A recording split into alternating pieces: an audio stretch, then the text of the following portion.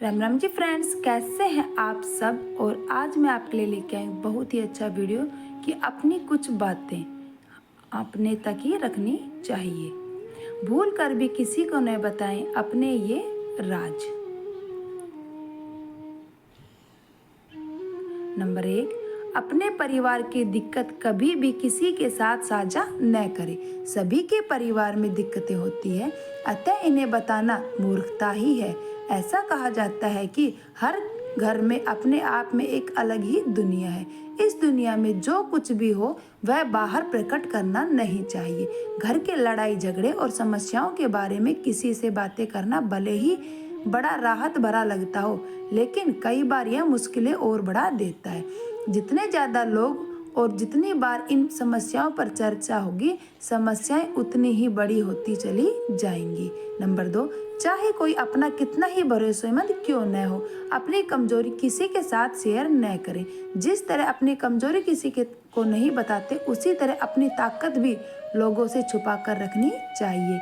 Number 3, हमें किसी भी शख्स को अपनी भावी योजनाओं को नहीं बताना चाहिए, चाहे वह कितना भी करीबी ही क्यों न हो। हमें नहीं पता होता कि समय के साथ उस शख्स के साथ हमारे रिश्ते में कैसा बदलाव आ सकता है। नंबर 4, अपना प्लान आपका ही प्लान होना चाहिए।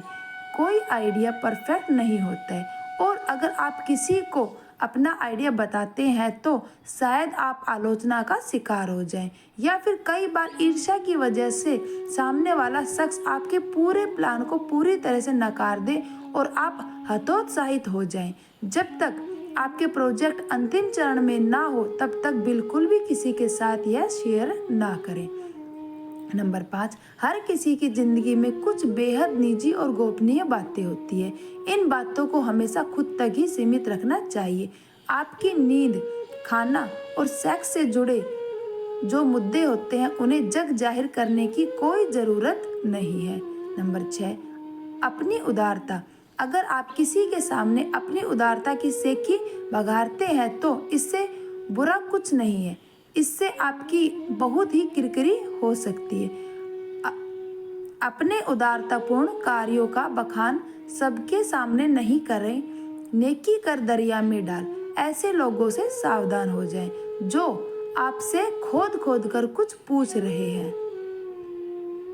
नंबर 7, छोटी मोटी समस्याएं जीवन में चलती रहती हैं। पति पत्नी का संसार व्यवहार गोपनीय रखना चाहिए। बहुत से मूर्ख लोग अपनी पत्नी के साथ उनका व्यवहार कैसा है यह भी दूसरों को बताते रहते हैं। आप अपने परिवार की बातें हमेशा गुप्त रखें, अन्यथा सुनने वाले तो मजे लेकर हट जाएंगे, लेकिन आप पछताएंगे। नंबर 8, घर का रहस्य।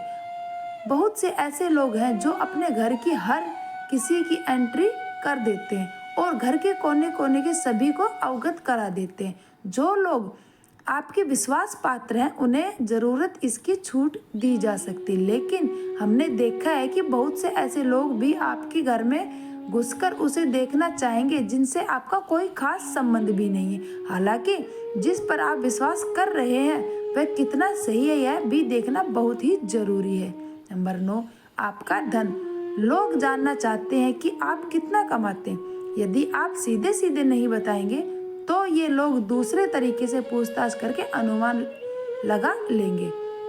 हालांकि आप अपने धन को जितना हो सके गोपनीय रखें तो आपके लिए उतना ही अच्छा होगा।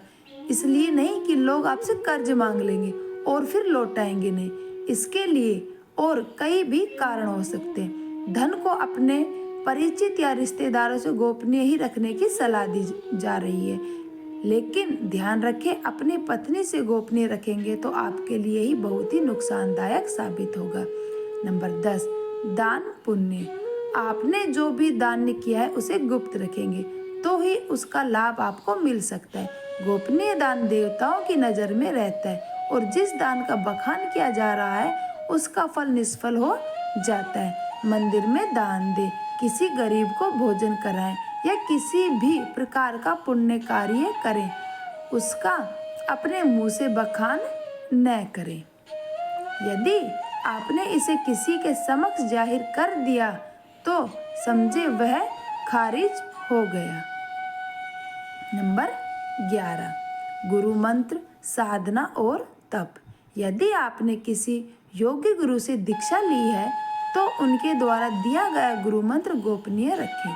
हालांकि गुरु मंत्र कई प्रकार के होते हैं, जैसे किसी ने आपको कुछ ज्ञान दिया या कुछ हुनर सिखाया, वह भी गुरु मंत्र है। वीडियो पसंद आए तो अपने फैमिली फ्रेंड के साथ शेयर भी करें। Thank you.